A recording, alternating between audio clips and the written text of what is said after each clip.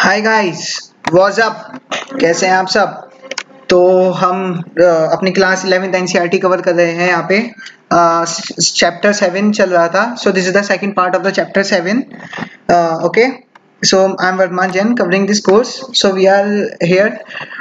We will start the leftover from the topic braided channels. Okay, इससे पहले का हम लास्ट क्लास में कवर कर चुके हैं। हम braided channel से आगे का पढ़ेंगे। So we will go line by line and then understand the meanings of every technical term.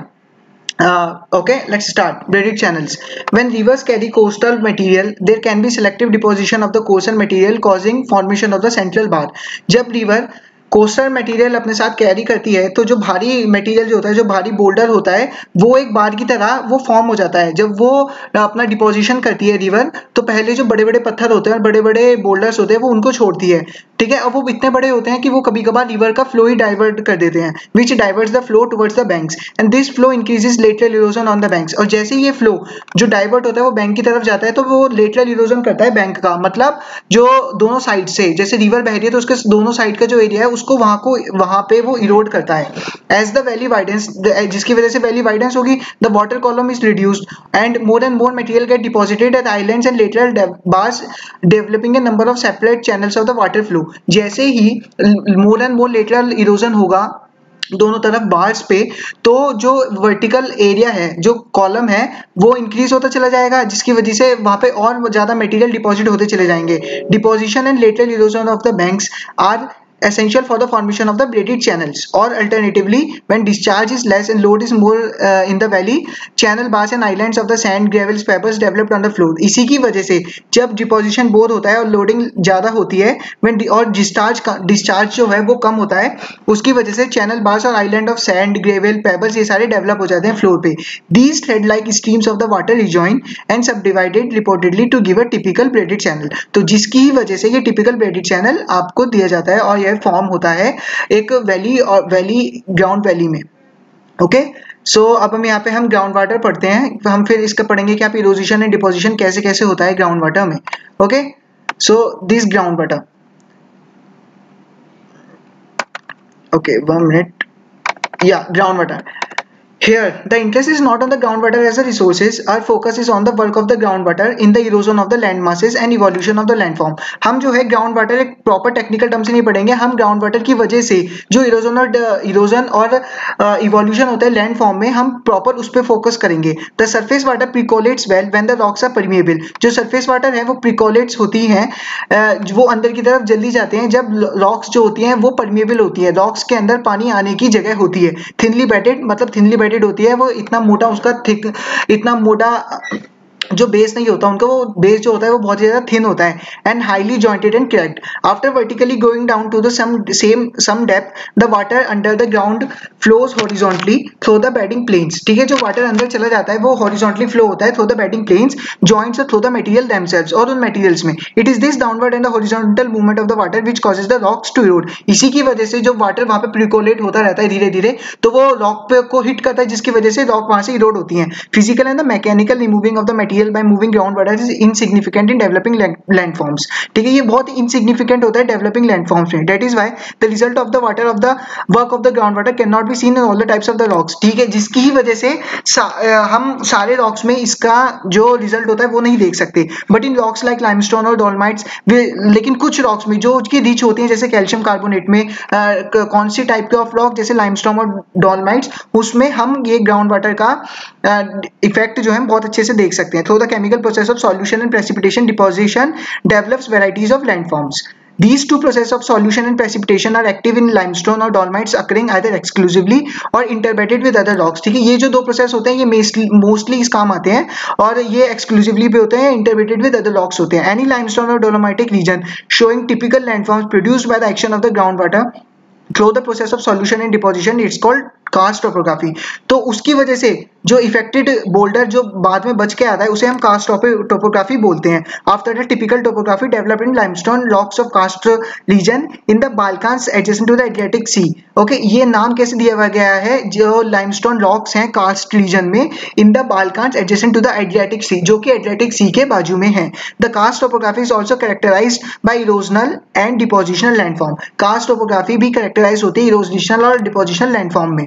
Okay, जैसे यहाँ पे आप देख लीजिए पिक दे रखी है कि ये ऊपर की लेयर है और यहाँ पे ये अंदर का मटेरियल है रॉक का, तो वो कैसे पेनिट्रेट हो रहा है। ठीक है, हम इसके बारे में अभी आगे पढ़ेंगे कि ये स्वेलो होल इन सेक्शन है, ये सिंक होल इन सेक्शन हुआ, ये section of the collapse sinks. ठीक है, यहाँ पे जो है ज्यादा गैप आ गया था जिसकी वजह से वो कोलैप्स हो गई। ये स्टैलेक्टाइट क्या होता है, पिलर्स क्या होते हैं, स्टैलेग्माइट क्या होता है, केव माउथ, ये सब हम अभी आगे पढ़ेंगे। पुल्स अब यहाँ पे पढ़ते हैं इरोजनल लैंडफॉर्म्स। ठीक है, इरोजनल लैंडफॉर्म कौन कौन से होते हैं ग्राउंड वाटर में, pools, sinkholes, lapies and limestone pavements. Small to medium size round to sub round shallow depression called swallow holes form on the surface of the limestone solution. ठीक है, round या very सब round जो होते हैं वो एक स्वैलो होल्स डेवलप होते हैं किसी भी सरफेस पर ऑफ लाइमस्टोन के सरफेस पे through solution. Sinkholes are very common in the limestone or karst topography. Sinkholes जो होते हैं वो बहुत कॉमन होते हैं कास्ट टोपोग्राफी में। Sinkhole is opening more or less circular at the top and funnel shaped towards the bottom and with size varying in area from few square kilometer to a hectare। ठीक है, वो एक ball की तरह होते हैं, ऊपर से बहुत वाइड एरिया होता है और नीचे की तरफ डेप्थ में वो धीरे धीरे बढ़ता चला जाता है with depth forming less than half a metre to 30 metres or more. Depth जो होती है वो half a metre to 30 metre या मोर होती है। Some of these form solely through solution actions and other might start as a solution form first. ठीक है, वो सॉल्यूशन एक्शन की वजह से स्टार्ट होता है। And if the bottom of the sink hole form the roof of a cave, और by chance अगर वो bottom of the sink hole है और उसके नीचे कोई केव आ रही है तो वो जो बॉटम है वो कभी गिर गया तो वो पूरा केव में आके मिल जाता है। It might collapse living a larger hole, वो एक लार्जर होल बन जाता है ओपनिंग इनटू अ केव और वाइट ब्लू। ठीक है, वो एक मोर केव की तरह फॉर्म हो जाता है जैसे यहाँ पे है और यहाँ पर एक बहुत ज्यादा इरोजन हो रहा है और यहाँ पे नीचे केव है और ये नीचे ढह गया तो ये पूरा एक एरिया ये बहुत ज्यादा होल की तरह दिखने लग जाता है और ये बनता है। Quite often, sinkholes are covered up with soil mantle and appears as a shallow water pool. Anybody stepping over such pools go down. It happens in quicksands in desert. जैसे quicksand in desert में होता है कि हमने उस पर पैर रखा और हम एकदम से धंस गए, वो उस टाइप का इफेक्ट यहाँ पे शो करेगा। The term doline is sometimes used to refer the collapsing. Doline जो होती है वो वर्ड यूज होता है जो रेफर करता है collapse sink को। Solution sinks are most common than collapse sink. Okay, जो सॉल्यूशन सिंक होते हैं जो धीरे धीरे जो रॉक्स होती हैं जिसमें कैल्शियम कंपोनेंट ज्यादा होता है उसमें जो होता है सॉल्यूशन सिंक होता है वो मोर कॉमन होता है than collapsing. Quite often the surface run off simply goes down swallow and sinkholes and flow as underground streams and reemerge at the distance downward through a cave opening. Okay, वो नीचे नीचे चलता रहता है और केव opening में जाके वो निकलता है। When sinkholes and dolines join together because of the slumping of the material along their margins or due to roof collapse on cave longs narrow valley sinks or uvalas forms होते हैं। अब जैसे हम यहीं पे देख सकते हैं जैसे ये फॉर्म हुआ, ठीक है, तो हम यहाँ पे आगे चले जाएंगे तो ये इस प्रॉपर एरिया को हम उवलास बोलते हैं। ये हम प्रॉपर आगे की तरफ जब निकल जाएगा तो हम उसे उवलास बोलते हैं और वैली सिंक्स फॉर्म हो जाती हैं। Gradually most of the surface of the limestone is eaten away by their pits and trenches, leaving it extremely irregular with a maze of points, grooves, ridges or lapis. Especially these ridges or lapis formed due to the different solution actively parallel to the subparallel joints. वही same चीज इसमें बताई गई है। अब यहाँ पे हम पढ़ते हैं cave. Okay, in areas where there are alternate bedding of the rocks, जहाँ पे alternate bedding of the rocks होती है with limestone dolomite in between on area where limestone are dense massive and नकरिंग। ठीक है, एक रॉक है और वो बहुत सारी सब्सटेंस से बनी हुई है, ठीक है, और उन सब्सटेंस के बीच हमारा एक लाइमस्टोन और डोलोमाइट भी है। ओके, जो कि कास्ट टोपोग्राफी की तरह यूज होता है, तो वाटर उसमें प्रिकॉलेट हो जाएगा। एक प्रॉपर रॉक है उसमें ये जैसे 4-5 लेयर का बना हुआ है, उसमें 1-2 लेयर ये है, ठीक है, तो वाटर इन पे ज्यादा इफेक्ट करेगा as compare to those other materials available और धीरे धीरे वाटर उनमें प्रिकॉलेट हो जाएगा down either through the material or through cracks or joints और move horizontally along bedding planes, और वो हॉरिजॉन्टल की तरह उसमें फ्लो करने लगेगा। It is among those bedding planes that limestone dissolves in long and narrow to wide gaps called cave fissures. इसी की वजह से जो केव फॉर्म होते हैं वो इसी की वजह से होती हैं कि बीच में जो आप एरिया एक रॉक के अंदर एरिया जो अंदर की तरफ धसा हुआ दिखता है, जो हम केव्स जनरली बोलते हैं, वो इसी की वजह से फॉर्म होती हैं। These there can be a maze of caves at different elevation depending upon the limestone beds intervening on, depending upon the limestone वो different type of cave form होती है और होती रहेगी आगे। Okay, caves normally have an opening through waves which caves streams and discharge। अब now हम पढ़ते हैं इसके डिपोजिशनल लैंडफॉर्म क्या होते हैं। Many depositional form develop within the limestone caves. The chief chemical in limestone is calcium carbonate. Okay, deposition की वजह से बहुत सारे लैंडफॉर्म फॉर्म होते हैं, लेकिन जो चीफ मटेरियल होता है वो कैल्शियम कार्बोनेट होता है, which is easily soluble in the carbonated water. हमें पता है कि कैल्शियम कार्बोनेट बहुत ज्यादा सॉल्युबल सब्सटेंस होता है, वो एकदम पानी में घुल जाता है। The calcium carbonate is deposited when the water carrying it in solution evaporates और लूजेस इट कार्बन डाइऑक्साइड। ठीक है, जिस वाटर में ये है और वो वाटर इवेपोरेट हो जाए तो जो लेफ्ट ओवर सब्सटेंस होगा वो कैल्शियम कार्बोनेट होगा। अब हम पढ़ते हैं स्टैलेक्टाइट्स, स्टैलेग्मेटाइट्स एंड पिलर्स क्या होते हैं। Stalactites hangs as the icicles of different diameters. Okay, जो ये ऊपर की तरफ हम अभी देखते हैं कितनी भी मूवीज में या फिर जो केव्स होती हैं ऐसे कि जो ऊपर की तरफ से सब्सटेंस नीचे की तरफ डाउनवर्ड हो रहा होता है, ये थिकली आइसेस और डिफरेंट डायमीटर्स, इसे हम स्टैलेक्टाइट्स बोलते हैं। Normally they are broad at their base and taper down towards the free ends. यहाँ से ये ऊपर की तरफ तो बेस में ब्रॉडर होते हैं as compare to the downward नीचे की तरफ। Stalagmites rise from the floor of the caves. ठीक है, लेकिन जो स्टैलेग्मेटाइट्स होते हैं वो फ्लोर से होते हैं, ये तो ऊपर ऑन द टेरिस से होते हैं नीचे की तरफ, लेकिन जो सेकंड टर्म है स्टैलेग्मेटाइट्स वो नीचे फ्लोर से होते हैं केव्स में, from the surface or through the tin pipe of the stalactite immediately below it. Stalagmites may take the shape of the column or disc with either a smooth, rounded, bulging end or a miniature crater-like depression. ठीक है, ये उसकी formation बता रहे हैं कि वो किस किस तरह से फॉर्म हो सकता है और क्या क्या शेप ले सकता है। The stalagmite and the stalactites eventually fuse to give a rise of columns and pillars. ठीक है, और जब ये दोनों, जो एक ऊपर से चलता आ रहा है और एक जो नीचे से चलता आ रहा है, जब ये दोनों मिल जाते हैं तो वो एक पिलर की तरह फॉर्म हो जाती है, वो एक लेयर पिलर की तरह फॉर्म होती है। ओके, अब हम यहाँ से स्टार्ट करते हैं ग्लेशियर्स का। अब masses of the ice movements as sheet over the land, continental glacier और पिगमेंट ग्लेशियर और as linear flows through the slope of the mountain in broad flat structure. ठीक है, अब यहाँ पे मूवमेंट ऑफ आइस बताया कि अगर आइस एक थोड़े से रफ पैच से गिर रही है या फिर पूरा पूरा एक जैसे मॉन्यूमेंट ग्लेशियर होता है और वहां से सारी आइस फ्लो हो रही है, तो वही बता रखा है कि उसे वो बहुत सारी इरोजन की वजह बनती है वो सारी ice. The movement could be a few centimeter to a few diameter और इवन अ लेस। ठीक है, मूवमेंट फ्यू सेंटीमीटर्स भी हो सकती है, फ्यू मीटर्स भी हो सकती है, वो आगे इरोजन को इफेक्ट करता है। Erosion by glaciers is tremendous because of the friction caused by the sheer weight of the ice. Erosion glaciers की वजह से बहुत ज्यादा होता है क्योंकि ग्लेशियर जो होता है, जो आइस का थिकनेस होती है और जो फ्रिक्शन ये क्रिएट करता है वो बहुत ज्यादा होता है। The material plugged from the land by glaciers get dragged along the floor और side of the valleys and cause great damage through abrasion and plucking. ठीक है, वो साइड का मटेरियल जो वो लेके साथ चलेगा उसकी वजह से बहुत ज्यादा डिपोजिशन होता है डैमेज में थ्रू एब्रेशन और plucking. Glaciers can cause significant damage to even a weathered rocks and can reduce high mountains into low slopes and plains.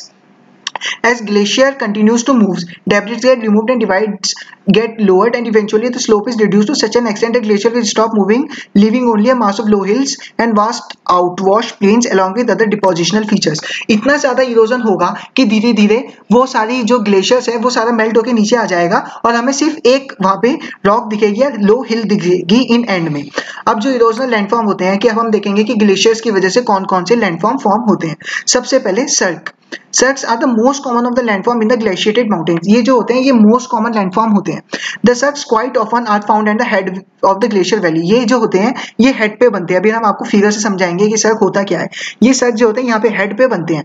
The accumulated ice cuts these cirques which moves down the mountain tops. जो accumulated ice है वो यहाँ से cut होने लग जाती है और ये धीरे धीरे नीचे की तरफ फ्लो होता है। They are the deep, long, wide and troughs of basin with the very steep concave to the vertically dropping high walls at the head. ठीक है, head में बहुत एक कॉनकेव और स्टीप वॉल होती है जो इसकी साइड की तरह फॉर्म करती है। A lake of water can be seen quite often with in the cirques after the glacier disappears. जैसे ग्लेशियर डिसअपियर हो जाता है वहां पे एक हम वहां पे लेक ऑफ वाटर भी देख सकते हैं। अब हम आपको दिखाते हैं बाय फिगर कि सर्क्स होते क्या है। Okay, these are the cirques. ठीक है, ये एक हमारा ग्लेशियर है और ये बीच का एरिया है, तो ये जो व्हाइट व्हाइट शो हो रहा है ना यहाँ पे ये है हमारा आइस। ठीक है, ये हेड वॉल है जिसपे हमने स्टीप स्लोप की बात करी थी।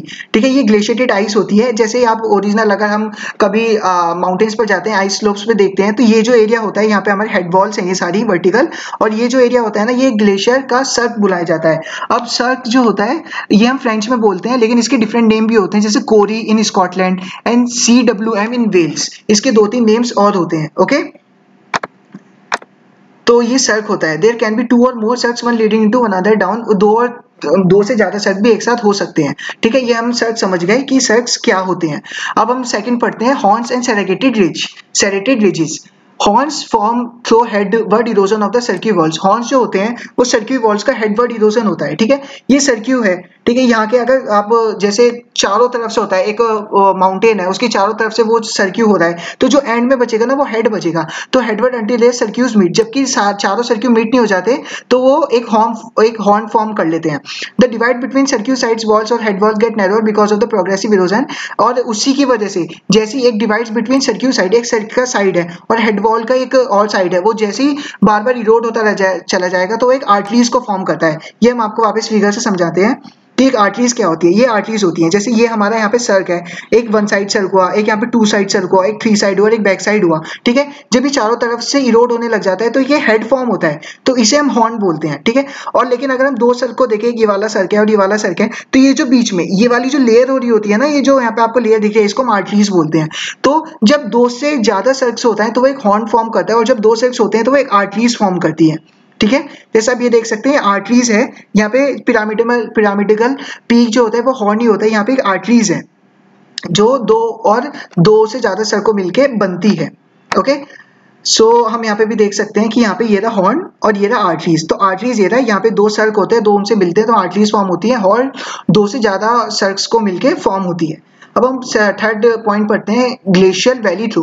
Glaciated valleys are rough like and U shaped with broad flows. इनका ब्रॉड फ्लोज होता है and relatively smooth and steep sides, और साइड्स जो होते हैं वो स्टीप होते हैं लेकिन स्मूथ होती हैं। द वैली में contain related debrises and debris shaped moraines with swampy appearance. ये जो वैली होती है इसमें बहुत सारे डेब्रिसेस होते हैं, वो डेब्रिसेस काफी मोरेन्स भी होते हैं। हम आगे पढ़ेंगे अभी कि जैसे हम यहाँ पे इस वाले पे पढ़ेंगे कि मोरेन्स होते क्या है। There may be lakes gust out of the rocky floors और formed by the debris with in the valley, ठीक है।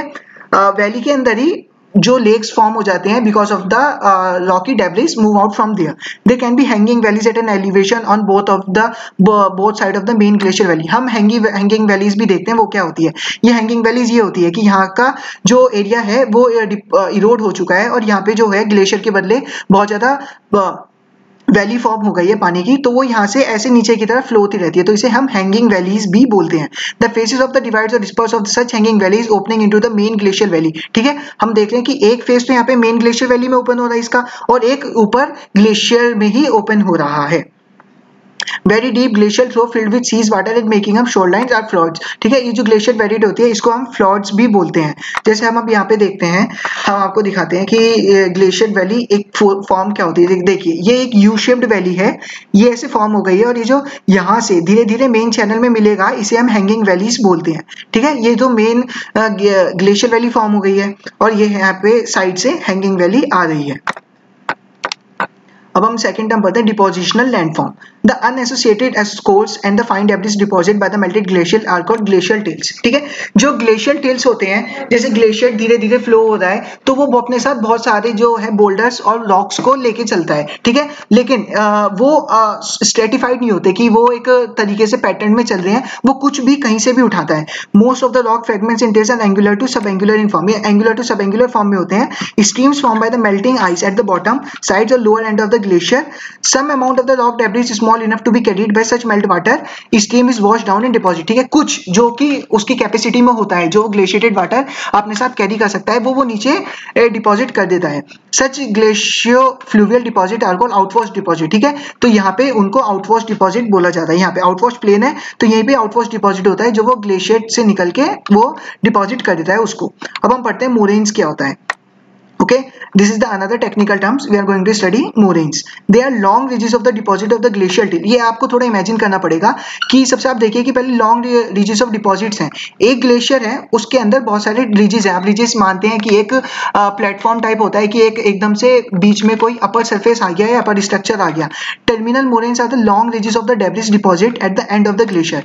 जो टर्मिनल रीजेस होते हैं और long ridges of the debris, वो long ridges of the debris होते हैं। ये रहा टर्मिनल रीजेस। जैसे आप देख सकते हैं कि ये एकदम से थोड़ा माउंटेन टाइप शेप बन गई है, लेकिन उनकी हाइट रिलेटिवली कम होती है, ठीक है। Are debris deposited at the head of the glacier. Lateral moraines form along the side parallel to the glacier valley. जो लेटरल मोरेन्स होते हैं वो पैरेलल टू द साइड्स में बनते हैं, ठीक है। जैसे ये तो बिल्कुल ही साइड में आ गया, वो अंदर ही अंदर साथ में बन के चलते हैं lateral moraines. The lateral moraines may join a terminal moraines forming a horse shaped ridge. अभी हम आपको फिगर से समझाते हैं कि लेटरल मोरेन्स जो है वो टर्मिनल मोरेन से मिल जाता है। There can be many lateral moraines on either side, जो लेटरल मोरेन्स होते हैं वो आइदर साइड ही बनते हैं। ओके, दीज मोरेन्स पार्टली और fully owe their origin to the glacier fluvial waters pushing a material to the side of the glaciers. Many valley glaciers retreating rapidly leaves an irregular sheet of till over the glacier floor. अब हम आपको यहाँ से moraines show करते हैं, और बहुत सारे मेडियल मोरेन्स भी होते हैं। देखिए कि जैसे ये हमारा फ्लोर है, यहाँ से अब डिपॉजिट होता है, यहाँ से डिपॉजिट होता रहा है, तो जो लेटरल मोरेन्स होते हैं ना वो अलोंग द शोर्स होते हैं। ये आप देखिए, एक यहाँ से लेटरल मोरेन चल रहा है, एक यहाँ से लेटरल मोरेन चल रहा है, एक ये वाला लेटरल मोरेन हो गया। लेकिन दो लेटरल मोरेन जैसे ही मिलते हैं तो यहाँ पे एक उसने मिडिल का फॉर्म करा, इसे हम मेडियल मोरेन्स बोलते हैं। दो लेटरल मोरेन जैसे ही मिलेंगे और वो आगे ग्लेशियर में पानी की तरफ वो फॉर्म होंगे तो वो मेडियल मोरेन होते हैं। और ये टर्मिनल मोरेन्स कौन से होते थे? एंड रिजेस मोरेन, ये वाले जो हम बोलते हैं टर्मिकस ऑफ ग्लेशियर, तो एंड रिजेस जो होते थे ये टर्मिनल मोरेन्स कहलाते हैं हमारे। ठीक है, तो दो लेटरल मोरेन्स मिलकर एक मेडियल मोरेन्स बनाते हैं, और टर्मिनल मोरेन्स हमेशा एंड में होते हैं। अब हम पढ़ते हैं एस्कर्स क्या होते हैं। When glaciers melt in summer, जब ग्लेशियर समर में मेल्ट हो जाता है, the water flows on the surface of the ice or seeps down along the margins and even moves down holes in the ice. ठीक है, जब glacier melt हो जाता है तो जो ऊपर की लेयर होती है वो तो हमारी आइस में रहती है मोस्टली, लेकिन जो ऊपर की लेयर के नीचे जो पानी चल रहा होता है, ऐसा नहीं होता कि नीचे पानी नहीं चल रहा होता, जैसे ऊपर एक आइस की फॉर्म है लेकिन नीचे जो होती है एक वाटर वैली फॉर्म हो रही होती है।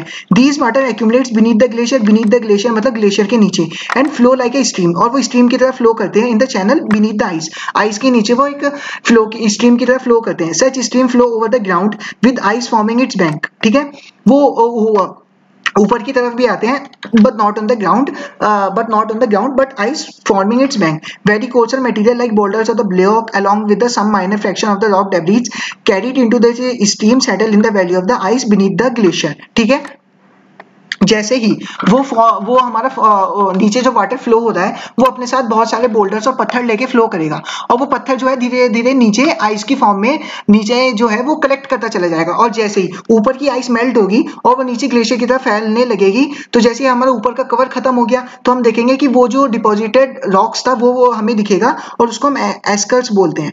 Value of ice beneath the glacier after the ice melts can be found as sinuous ridges called eskers. ठीक है, ये आपको इमेजिन करना पड़ेगा कि जैसे एक आइस है, ऊपर तो वो आइस है लेकिन नीचे एक स्ट्रीम फ्लो हो रही है, और उस स्ट्रीम के साथ बहुत सारे पत्थर भी फ्लो हो रहे हैं, और वो पत्थर एक जगह इकट्ठे हो गए। अब जैसे ही बहुत ज्यादा समर बढ़ेगी तो जो ऊपर की आइस है वो भी मेल्ट होगी, तो जैसे ऊपर की आइस मेल्ट होगी तो जो ऊपर का कवर है वो खत्म हो जाएगा, तो फिर हमें जो ये पहले दिख नहीं रहते रिजिस वो दिखने लग जाएंगे, और उसको हम ऐसे ही एस्कर्स बोलते हैं। ठीक है, ये रहे एस्कर्स कि ऊपर यहाँ पे आइस थी, वो आइस तो चली गई, वो आइस यहाँ पे मेल्ट हो गई, तो बस एक एस्कर एक फिगर बची है यहाँ पे। अब हम पढ़ते हैं outwash plain. The plain at the foot of the glacier mountains और beyond the limit of the continental ice sheet, जो foot of the glacier mountains के होते हैं जो बहुत ही नीचे की तरफ आ जाता है और वो कॉन्टिनेंटल आइस शीट के बिल्कुल टच में नहीं होता, उसे हम आउटवॉश प्लेन बोलते हैं।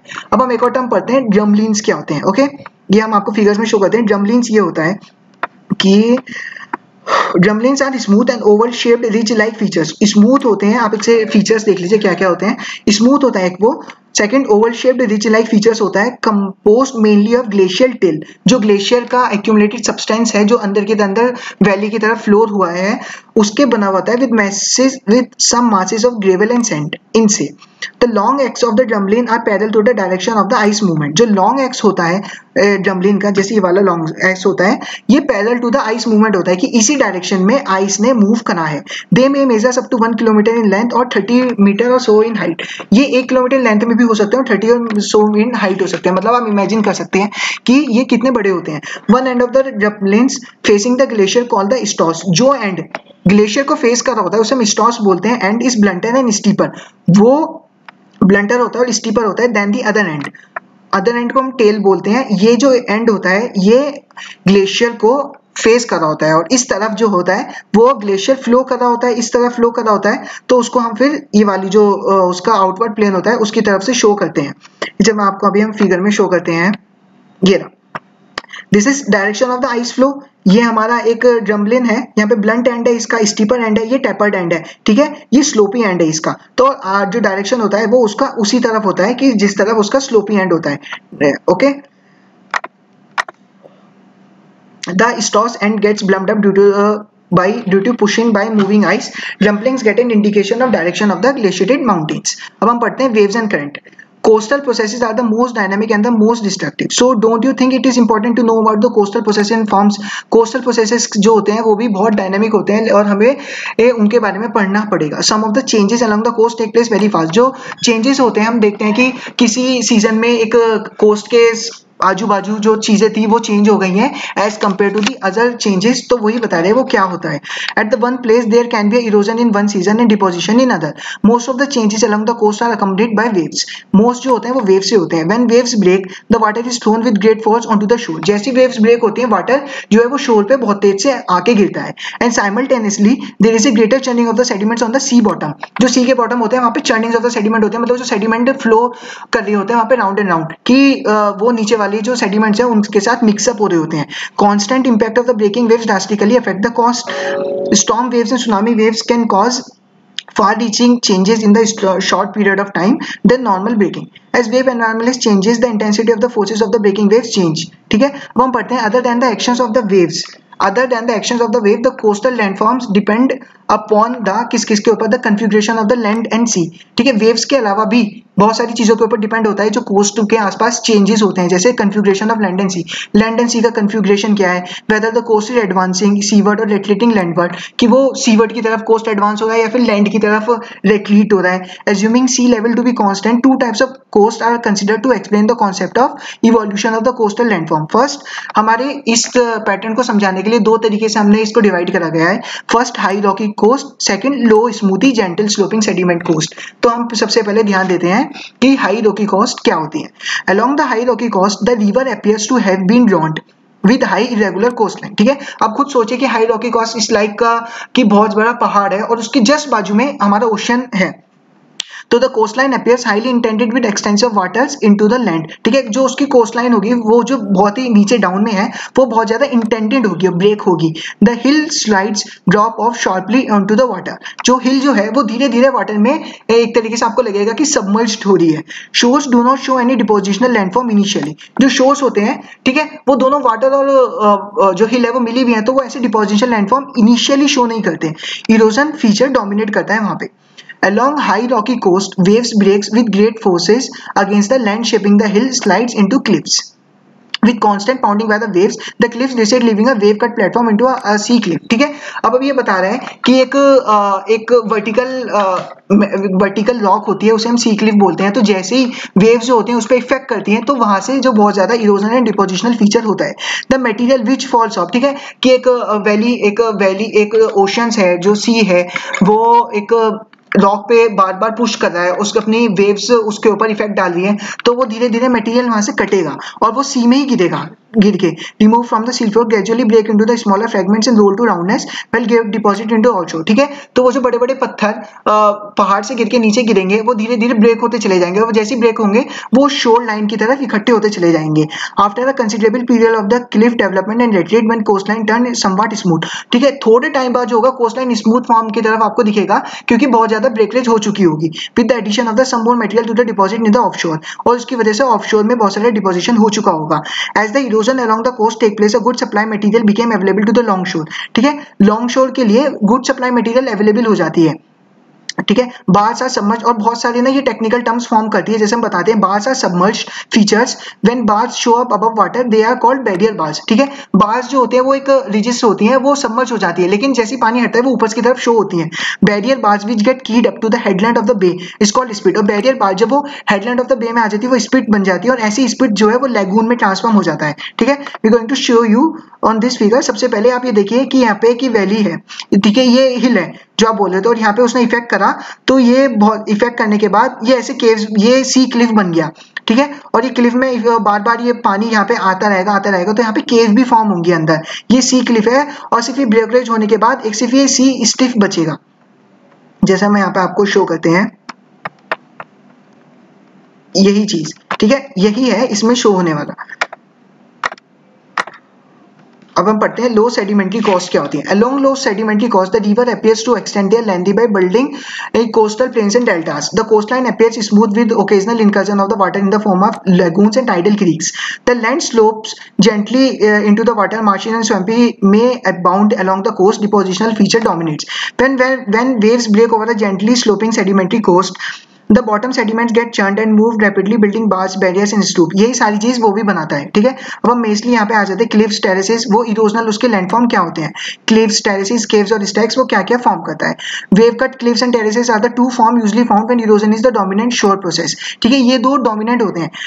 Almost all sea cliffs are steep and may range from a few meter to 30 meter और इवन मोर, ठीक है। सी क्लिफ्स होते हैं वो स्टीप होते हैं, जैसे हमने अभी आपको फिगर में शो करा कि एक सी क्लिफ था, ठीक है, ये तो अभी ये बाद में जो डिपोजिशन फीचर्स हुआ है, लेकिन ये सिर्फ ये और पहले बस ये डायरेक्ट इनसे मीट करता था। जैसे ये है एक वॉल, एक माउंटेन खड़ा है और जो उस पे डायरेक्ट सी के बीच में कहीं।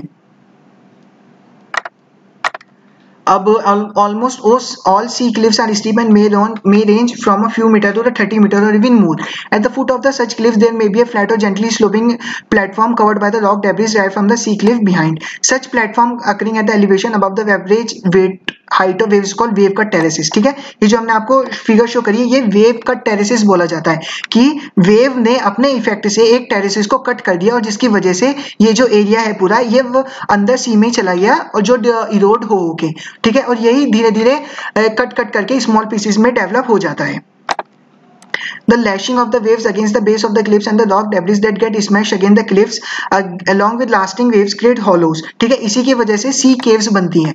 ये जो हॉलो फॉर्म हो जाते हैं ये है, ये अंदर यहाँ पे हॉलो फॉर्म हो गए और ये इसी की वजह से ये सी केव में फॉर्म हो जाता है।